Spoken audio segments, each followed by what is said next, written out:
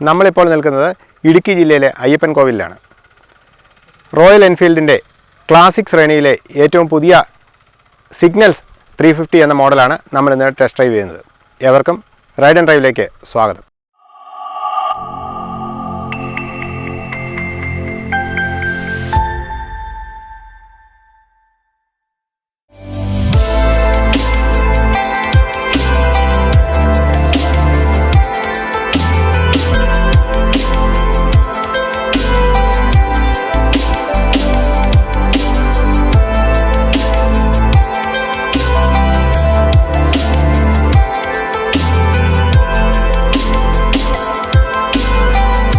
Royal Enfield motor സൈക്കിളുകൾ എല്ലാം തന്നെ ചരിത്രം രചിച്ചവയാണ്. കൊളോണിയൻ കാലഘട്ടം മുതൽ ഇന്ത്യക്കാരന്റെ നെഞ്ചിടിപ്പാണ് ബുള്ളറ്റുകൾ.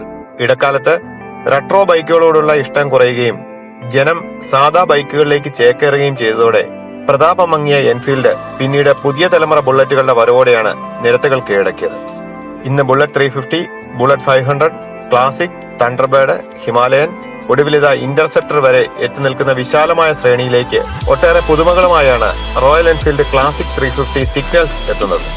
പെഗാസസ് 500, സ്ക്വാഡ്രൺ ബ്ലൂ തുടങ്ങിയ എഡീഷനുകൾക്ക് സമാനമായാണ് സിഗ്നൽസ് 350 എത്തുന്നത്. Indian Border Security Force, Indian Air Force എന്നിവ യുദ്ധമേഖലയിൽ ഉപയോഗിച്ചു വരുന്ന ബുള്ളറ്റുകളെ അനുസ്മരിപ്പിക്കുന്ന സ്റ്റൈലിംഗ് സിഗ്നൽസിൽ ദൃശ്യമാണ്. First of all, Signals is not an ordinary paint scheme updated variant. This is history in the making because Royal Enfield for the first time ever are offering dual channel ABS with this all new edition named Signals. രണ്ട് നിറങ്ങളിലാണ് signals ലഭ്യമാകുക.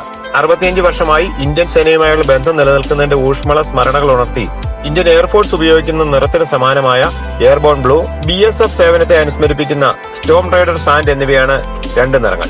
ഒറ്റ നോട്ടത്തിൽ സിഗ്നൽസിന്റെ വന്യമായ ആകർഷണവും മാറ്റ് ഫിനിഷുള്ള ഈ paint scheme തന്നെ. ടാങ്കിൽ പുതിയ 3D hologram രൂപത്തിലാണ് royal Enfield logo. വശങ്ങളിൽ ഇന്ത്യൻ സേനാ ചിഹ്നങ്ങളെ അനുസ്മരിപ്പിക്കുന്ന സ്റ്റിക്കറുകൾ. മുൻപ് നമ്മൾ കണ്ടു ശീലിച്ച ഡെസേർട്ട് സ്റ്റോം, സ്ക്വാഡ്രൺ ബ്ലൂ തുടങ്ങിയ മോഡലുകളുമായി സാമ്യമുള്ള കളർ ഷെയ്ഡുകൾ പിന്തുടരുമ്പോഴും സിഗ്നൽസിന് സ്വതന്ത്ര വ്യക്തിത്വം പകർന്നവയാണ് യുണീക് നമ്പറിംഗ് സംവിധാനം. ടാങ്കിൽ കൊടുത്തിരിക്കുന്ന നമ്പറുകൾ ഓരോന്നും ഓരോ വാഹനത്തിനും വ്യത്യസ്തമാണെന്ന് കമ്പനി അവകാശപ്പെടുന്നു. വളരെ ഭംഗിയുള്ള സ്റ്റെൻസിൽഡ് ഗ്രാഫിക്സ് ആണ് ടാങ്കിൽ കൊടുത്തിരിക്കുന്നത്. മറ്റു വാഹനങ്ങളിൽ നിന്ന് വ്യത്യസ്തമായി ഗ്രാഫിക് വർക്കുകളുടെ മിതത്വം ഏറെ ആകർഷണീയമായി തോന്നി. ടാങ്കിൽ കാണുന്ന ചെറിയ logo, unique numbering, Signals logo, മഡ്ഗാർഡിലെ ചെറിയ ലോഗോ എന്നിവ ഒഴിച്ചാൽ മറ്റെങ്ങും ഗ്രാഫിക് വർക്കുകൾ ഇല്ലാത്തത് ഡിസൈനിങ് കൂടുതൽ പ്രൗഢമാകുന്നു. അകലക്കാഴ്ചയിലും അടുത്ത് കാണുമ്പോഴും സിഗ്നൽസ് ലുക്ക് സോ എലഗന്റ്. സീറ്റിന്റെ കളർ സ്കീമും പുതിയ നിറങ്ങളുമായി ചേർന്ന് നിൽക്കുന്നു. ടേൺ ഇൻഡിക്കേറ്ററിലെ ക്രോമിയം മാറ്റ് ബ്ലാക്കിന് വഴിമാറി. എഞ്ചിൻ, സൈലൻസർ തുടങ്ങിയ ഭാഗങ്ങളെല്ലാം പൗഡർ കോട്ടഡ് മാറ്റ് ബ്ലാക്ക് നിറങ്ങളാണ് നൽകിയിരിക്കുന്നത്. സിഗ്നൽസിൽ മറ്റ് ക്ലാസിക് മോഡലുകളുമായി പ്രകടമായ വ്യത്യാസം ഇത്രമാത്രമാണ്. ഒപ്പം തന്നെ വാഹനത്തെ കൂടുതൽ സ്റ്റൈലിഷ് ആക്കുന്നതിനായി അക്സസറികളുടെ നീണ്ട നിര തന്നെ കമ്പനി നൽകിയിട്ടുണ്ട്. Military pannier kit, pannier mounting kit, luggage rack, വിവിധതരം എഞ്ചിൻ ഗാർഡുകൾ, aluminium sump guard, fork gaiter kit, passenger seat back rest, touring seat, seat കൗളുകൾ, heel guard, fly screen kit, windshield kit തുടങ്ങിയവ company അക്സസറിയായി തന്നെ ലഭിക്കുന്നു.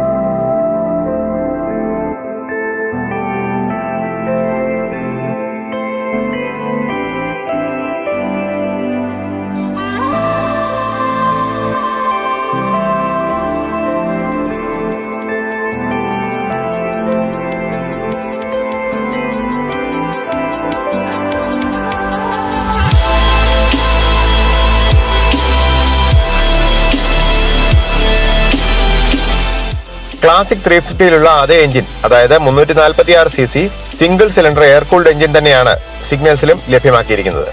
19.8 bhp maximum power @ 5250 RPM കരുത്തും 28 newton metre @ 4000 RPM ടോർക്കും സിഗ്നൽസിന് കരുത്ത് പകരുന്നു.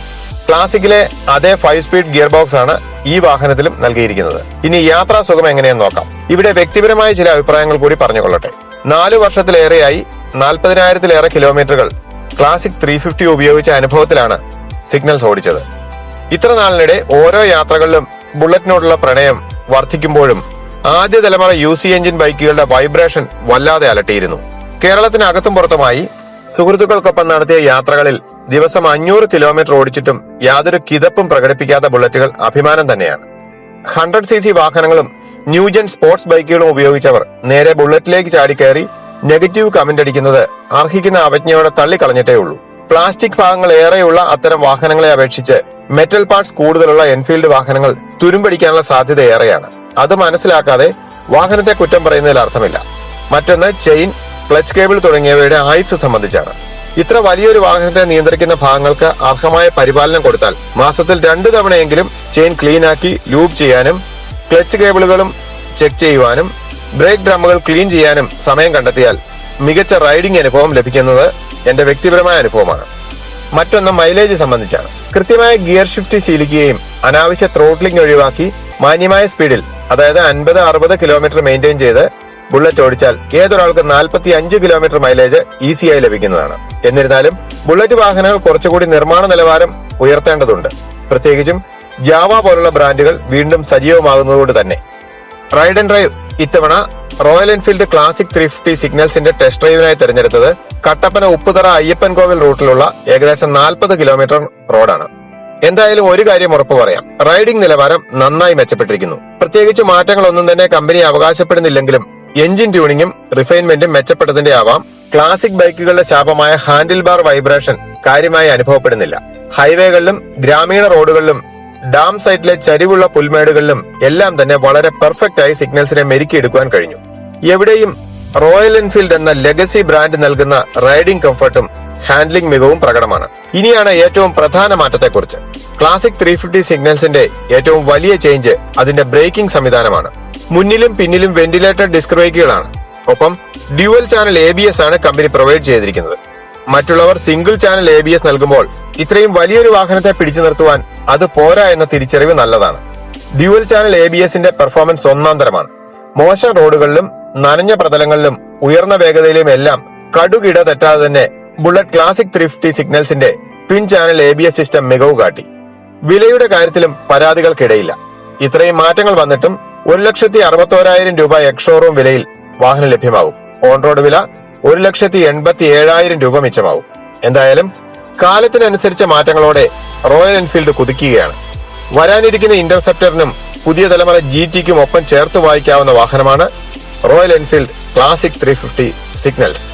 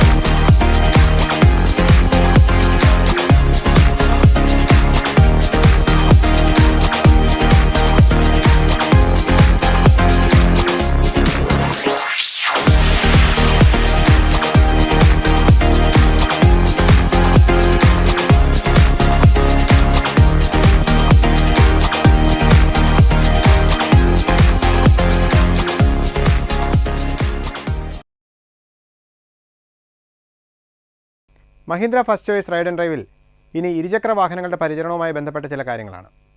പ്രത്യേകിച്ച് റോയൽ എൻഫീൽഡ് വാഹനങ്ങളുടെ സർവീസുമായി ബന്ധപ്പെട്ട കാര്യങ്ങൾ. ഏവർക്കും ടെക്നിക്കൽ ടിപ്സിലേക്ക് സ്വാഗതം.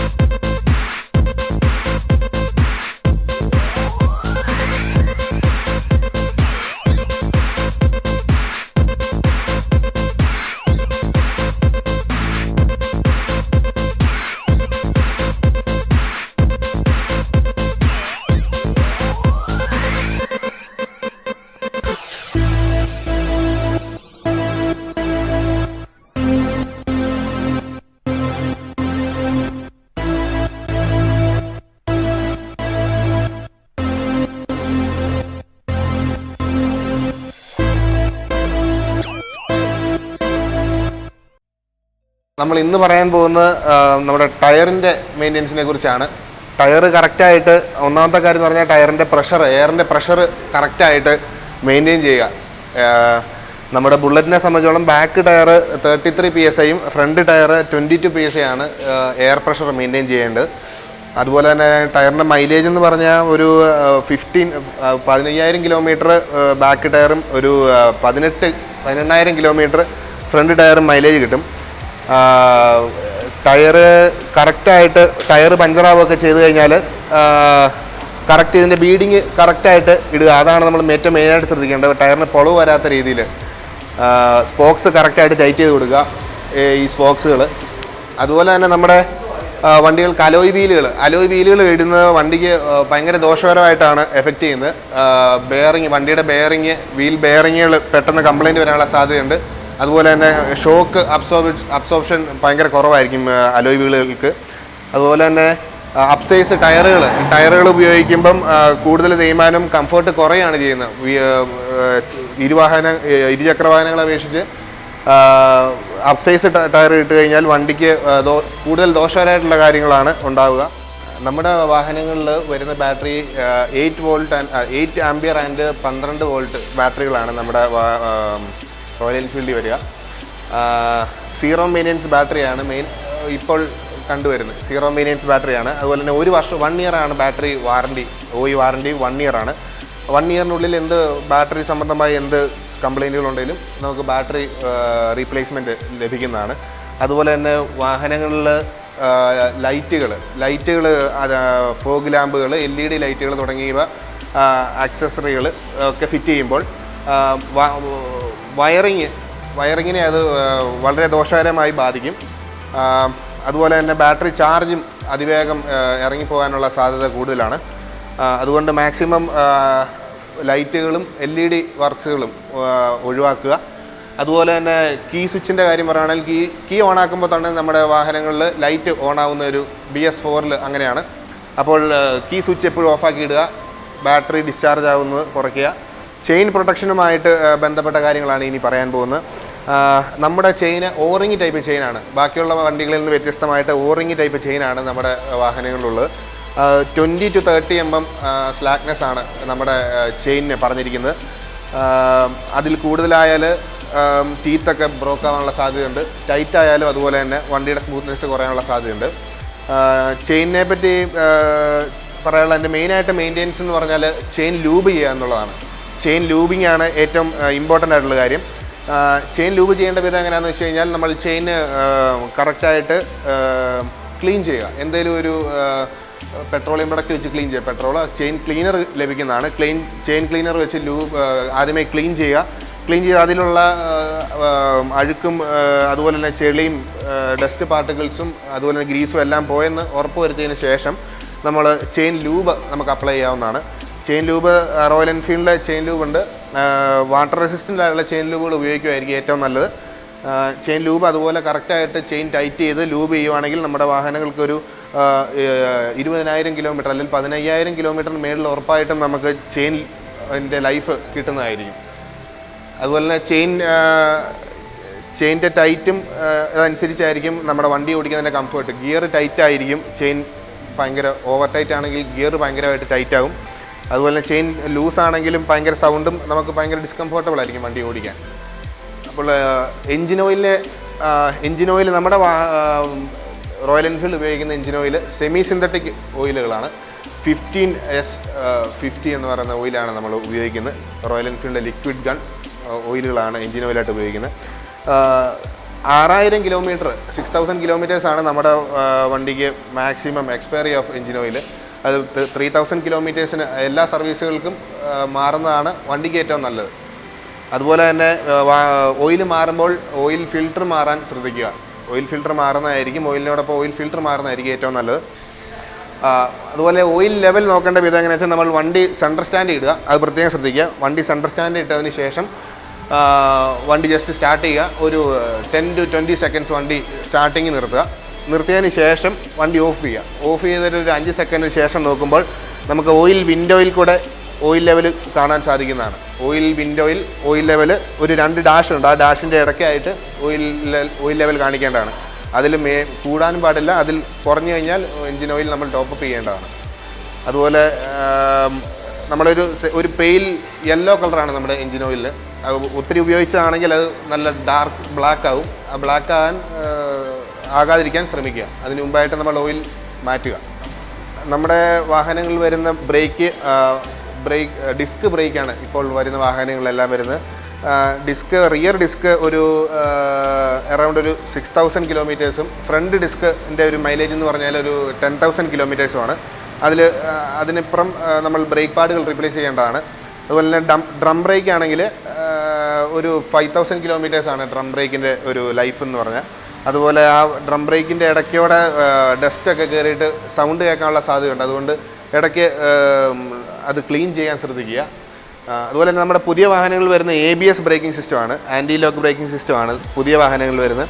അതുകൊണ്ട് അതിൻ്റെ ഇടയ്ക്ക് ഈ ABSൻ്റെ സെൻസറിൻ്റെ ഇടയ്ക്കോടെ ചെളി കയറിയിരുന്നു കഴിഞ്ഞാൽ ഈ ABS സെൻസർ വർക്കാകാണ്ട് വരും. അങ്ങനെ വരുമ്പോൾ ABS ലഭ്യമല്ലാണ്ടാവും, അപകടം സൃഷ്ടിക്കാൻ സാധ്യതയുണ്ട്. അതുകൊണ്ട് ഈ ABSൻ്റെ ഇടയ്ക്ക് ചെളി കയറിയിരിക്കുകയാണെങ്കിൽ അത് ജസ്റ്റ് ഒന്ന് വെള്ളമടിച്ച് കളയുക.